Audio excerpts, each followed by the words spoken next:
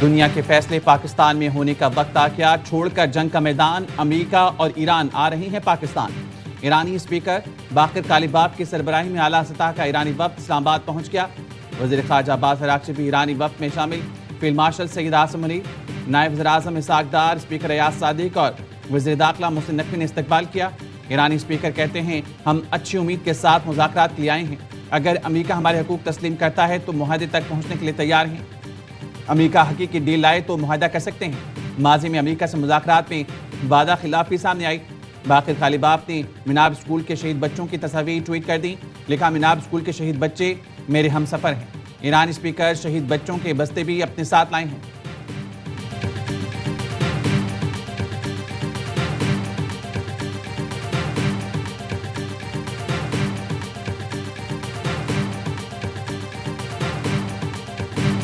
امریکی نائب صدر جے ڈی وینس کچھ دیر میں اسلام آباد پہنچیں گے۔ امریکی وفد میں اسٹیو وٹکاف اور جیرڈ کشنر شامل ہوں گے۔ جے ڈی وینس ایران سے مثبت بات چیت کے لیے پرامید، کہا مثبت مذاکرات چاہتے ہیں، ایران مخلص ہے تو ہم بھی کھلے دل سے بات کریں گے۔ اگر ایران نے ہمارے ساتھ کھیلنے کی کوشش کی تو ہم بھی کمزوری نہیں دکھائیں گے۔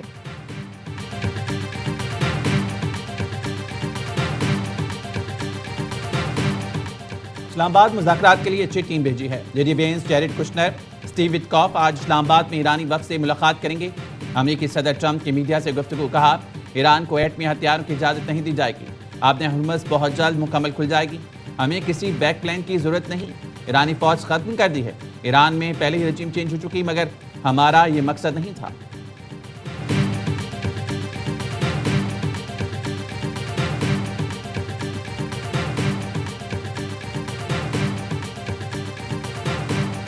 ڈیزل کی قیمت میں فی الفور 135 روپے فی لیٹر کی کمی کا اعلان کرتا ہوں۔ 385 روپے فی لیٹر آپ کو ڈیزل مہیا ہوگا۔ پیٹرول کی قیمت اس میں آج مزید 12 روپے کمی کا اعلان کر رہا ہوں۔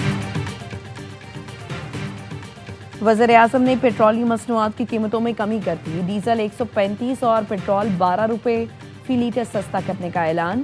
مٹی کا تیل 17 روپے 33 پیسے فی لیٹر سستا۔ قوم سے خطاب میں وزیر اعظم نے کہا ڈیزل کی قیمت میں کمی سے زرعی شعبوں کو آسانی ہوگی، پبلک ٹرانسپورٹ کے اخراجات بھی کم ہوں گے۔ حکومت کی اولین ترجیح ہے عوام کو ریلیف کی فراہمی ہے۔ پاکستان کو اللہ تعالیٰ نے میزبانی کا یہ جو شرف عطا فرمایا ہے، یہ صرف پاکستان کے لیے نہیں بلکہ عالم اسلام کے لیے لمحہ فخریہ ہے۔ خاص طور پر فیلڈ مارشل سید عاصم منیر اور ان کی ٹیم کو دل کی گہرائیوں سے تحسین پیش کرتا ہوں، جنہوں نے انتھک محنت کے ذریعے جنگ کے شعلے بجھانے اور فریقین کو مذاکرات پر راضی کرنے کے لیے ایک کلیدی اور تاریخ ساز کردار ادا کیا۔ اسلام آباد میں مذاکرات پاکستان نہیں عالم اسلام کے لیے فخر کا لمحہ ہے۔ خلیج میں اب جنگ نہیں، امن کی باتیں ہو رہی ہیں۔ وزیر اعظم شہباز شریف کہتے ہیں، میری تجویز پر امریکہ اور ایران نے آج جنگ بندی پر اتفاق کیا۔ میری دعوت پر دونوں ملکوں کی قیادت اسلام آباد آ رہی ہے۔ جنگ بندی کوششوں میں اہم کردار ادا کرنے پر نائب وزیر اعظم اور فیلڈ مارشل کو خراج تحسین پیش کیا۔ جنگ کے شعلے بجھانے میں فیلڈ مارشل کی خدمات تاریخ ہمیشہ سنہرے الفاظ میں یاد رکھے گی۔ وزیر اعظم کی سینئر وزیروں اور دیگر حکام سے مشاورت، شہباز شریف نے کہا، ہمیں امن کے لیے دنیا کی حمایت حاصل ہے۔ جیت امن اور انسانیت کی ہوگی۔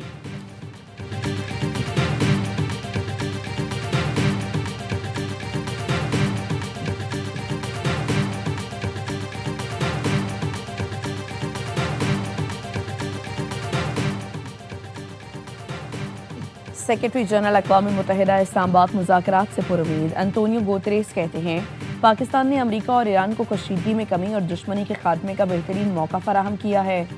امریکہ اور ایران کو اس موقع سے فائدہ اٹھانا چاہیے۔ اقوام متحدہ کے ایلچی سفارتی کوششوں کی حمایت کے لیے خطے میں موجود ہیں۔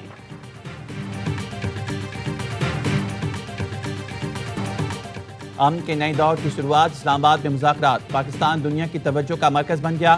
عالمی میڈیا کے کیمروں کا رخ اسلام آباد کی طرف، دنیا بھر سے مہمانوں کی آمد کا سلسلہ جاری۔ مذاکرات میں خلیجی ملک چین اور روس کی بطور مبصر شرکت کا امکان۔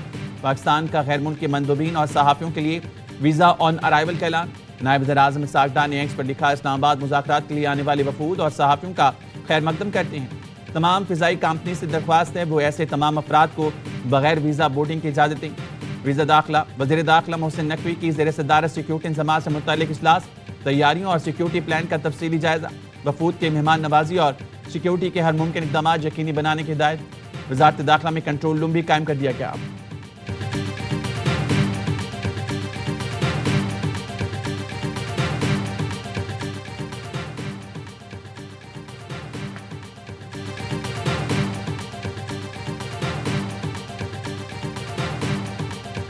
دیکھیے، تمام تر سہولیات جو کسی بھی صحافی کو ضروری ہوتی ہیں اپنے فرائض سر انجام دینے کے لیے، وہ دی گئی ہیں، اور اس میں یہاں پہ ہائی سپیڈ انٹرنیٹ کی فیسلٹی ہے، اسکرینیں نصب کی گئی ہیں، پوری دنیا سے کوریج آ رہی ہے، کمپیوٹرز، پرنٹرز، کھانے پینے کا یہاں پہ انتظام کیا گیا ہے، پوڈ کاسٹ اسٹوڈیو بنائے گئے ہیں، کوریج کے لیے بوتھس بنائے گئے ہیں، تو every possible facility is being provided. International media کو ویلکم کرنے کے لیے تمام انتظامات مکمل کر لیے گئے ہیں۔ وزیر اطلاعات عطا تارڑ کہتے ہیں میڈیا کے لیے کنونشن سینٹر میں تمام تر سہولیات مہیا کی جا رہی ہیں۔ میڈیا سینٹر مکمل طور پر آپریشنل ہو گیا۔ 100 سے زائد غیر ملکی صحافیوں نے پاکستان کے ویزے کے لیے درخواست دی۔ 69 صحافیوں کے ویزے جاری کیے جا چکے ہیں۔ بھارت سے کوئی صحافی کوریج کے لیے پاکستان نہیں آ رہا۔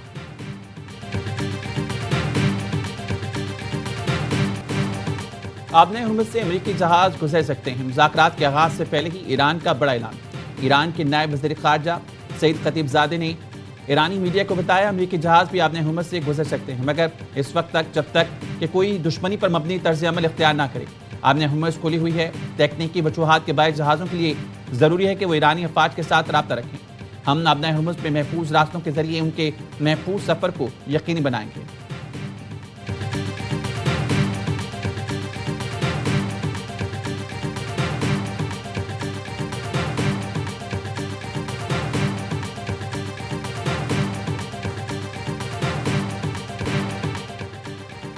نیتن یاہو نے ٹرمپ کی بات بھی نہ مانی۔ لبنان پر وحشیانہ حملے کم نہ ہوئے۔ اسرائیلی طیاروں کی شہری دفاع کے مرکز پر بمباری۔ ایمبولینس اور فائر بریگیڈ تباہ۔ حملے کے 3 افراد شہید۔ نبطیہ میں اسرائیلی حملے میں 12 لبنانی فوجی شہید ہو گئے۔ 100 سے زائد مقامات کو نشانہ بنایا۔ اسرائیل اور حزب اللہ میں رات بھر شدید جھڑپیں۔ حزب اللہ کی جوابی کارروائی۔ تل ابیب سمیت مختلف علاقوں میں راکٹ داغے گئے۔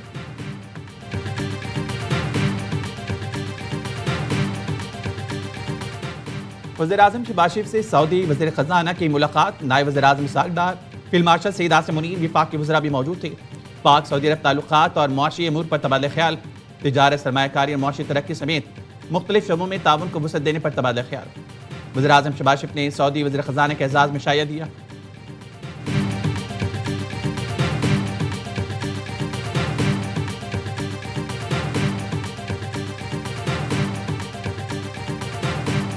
وزیر اعظم شہباز شریف اور برطانوی وزیر اعظم کے درمیان ٹیلی فونک رابطہ۔ کیئر سٹارمر نے جنگ بندی میں سہولت فراہم کرنے پر پاکستان کے کردار کو سراہا۔ مذاکرات کی بحالی کے لیے پاکستان کی سفارتی کوششوں کی تعریف۔ امن مذاکرات کی میزبانی پر وزیر اعظم شہباز شریف کو مبارکباد بھی دی۔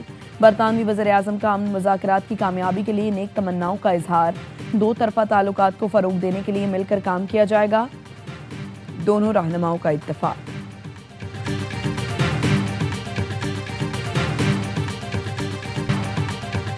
امن کا پلان پاکستان کے پاس ہے، دنیا کے پاس کوئی پلان بھی نہیں، بلاول بھٹو نے بتا دیا۔ اسکائی نیوز کو انٹرویو میں کہا، ایران اور امریکہ میں جنگ بندی کرانا، براہ راست مذاکرات کی میز پر لانا پاکستان کی بڑی کامیابی ہے۔ دنیا کی نظریں اسلام آباد آنے والے وفود پر لگی ہوئی ہیں۔ پرامید ہیں دونوں فریق امن کے لیے مذاکرات اور سفارتکاری کا راستہ اپنائیں گے۔ مذاکرات میں امریکہ اور ایران دونوں کو چیلنج کا سامنا ہوگا۔ مذاکرات میں اعتماد کا فقدان بڑا چیلنج ہوگا۔ اب یہ ہمارے فریقین اور باقی تمام ملکوں پر منحصر ہے۔ مسئلے کو پرامن طریقے سے حل ہوتا دیکھنا چاہتے ہیں۔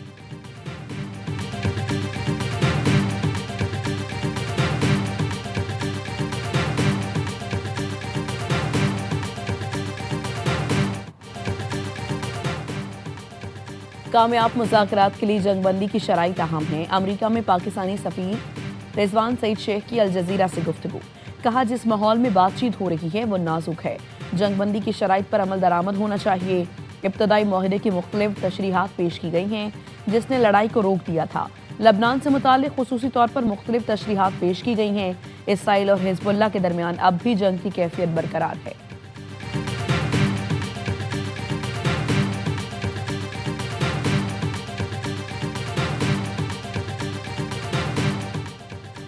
وزیر اعظم اور فیلڈ مارشل کو نوبل انعام ملنا چاہیے. پاکستانی نژاد ریپبلکن ساجد طارق کہتے ہیں امریکی نائب صدر جے ڈی وینس کی آمد بتا رہی ہے مذاکرات نتیجہ خیز ہوں گے. پاکستانی نژاد ڈیموکریٹ ڈاکٹر آصف ریاض قدیر کہتے ہیں آج خطے میں پاکستان کا قائدانہ کردار تسلیم کیا گیا. دنیا بھر میں اوورسیز پاکستانیوں کے سر فخر سے بلند ہیں. علامہ طاہر اشرفی کہتے ہیں پاکستانی قیادت کی محنت کی وجہ سے امن کا قیام ممکن ہوا.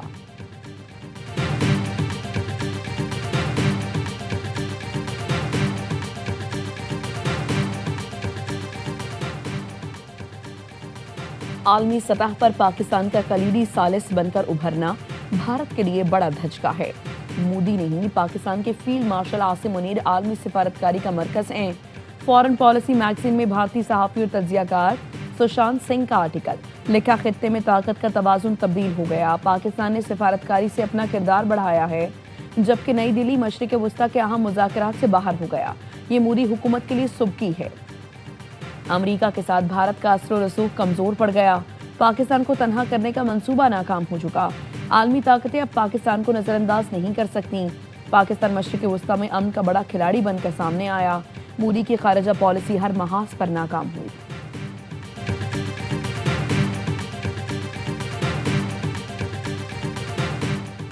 فیصل آباد کے علاقے نشاد آباد میں 2 موٹر سائیکلوں میں تصادم اور 2 افراد جاں بحق 2 زخمی ہو گئے. ریسکیو حکام کے مطابق جاں بحق افراد کی شناخت محسن اور محمود الرحمان کے نام سے ہوئی. لاشوں اور زخمیوں کو اسپتال منتقل کر دیا گیا.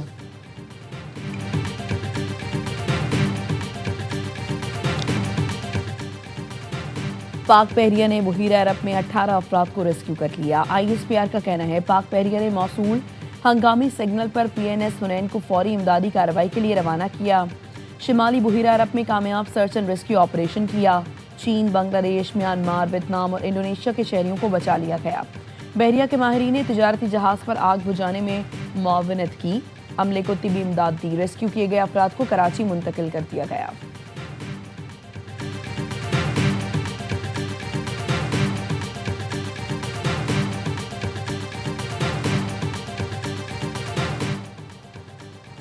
محکمہ اسپیشلائزڈ ہیلتھ کیئر پنجاب کا بڑا ایکشن. سرکاری اسپتالوں میں بد انتظامی اور ہڑتالوں پر سخت کارروائی کا فیصلہ. لاہور، ملتان اور راولپنڈی کے 8 ڈاکٹرز کے لائسنس منسوخ کرنے کے لیے PMDC کو دوبارہ خط ارسال کر دیا گیا.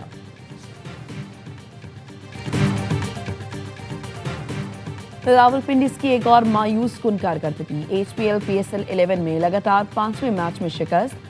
کوئٹہ گلیڈیٹرز نے 61 رن سے آؤٹ کلاس کر کے دوسری فتح اپنے نام کر لی. پنڈی کی ٹیم 183 رنز کے تعاقب میں 121 پر ڈھیر. کپتان سعود شکیل، جہانرات خان اور عثمان طارق کے 2 شکار. گلیڈیٹرز نے پہلے کھیل کر 6 وکٹ پر 182 رن سکور کیے. رائلی روسو کی 50، سعود شکیل کے 42 رنز، حسن نواز نے 39 اور جہانرات خان نے 21 رنز کی جارحانہ اننگز کھیلی. میگا ایونٹ کے تمام میچز دیکھیے سپورٹس پر براہ راست.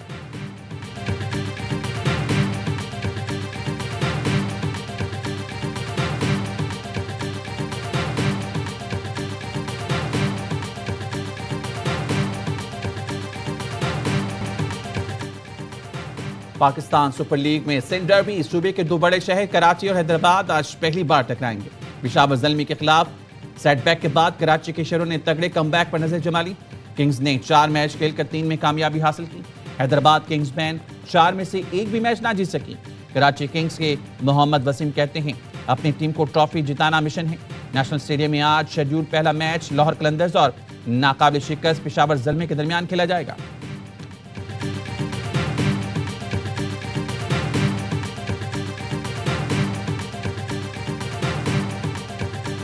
پلاننگ اچھی نہیں ہے. ٹاس بھی جیتتے ہیں.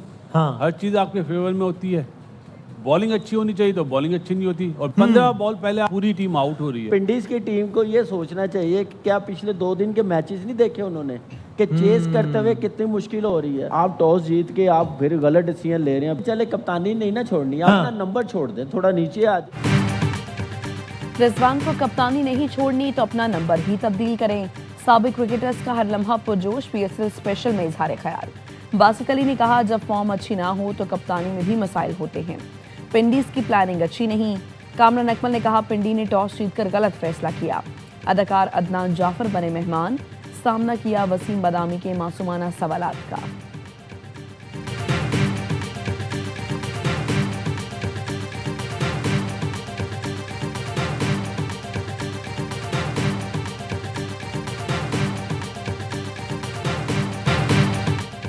اور پاکستان کے پہلے پاپ سنگر احمد رشتی کو مداحوں سے بچھڑے 43 برس بیت گئے۔ احمد رشتی نے اردو، انگریزی، پنجابی، بنگالی، سندھی اور گجراتی زبانوں میں تقریباً 5000 گیت گائے۔ احمد رشتی کو وفات کے 20 سال بعد فلمی موسیقی کے شعبے میں ان کی شاندار خدمات کے اعتراف میں 2003 میں ستارہ امتیاز سے نوازا گیا۔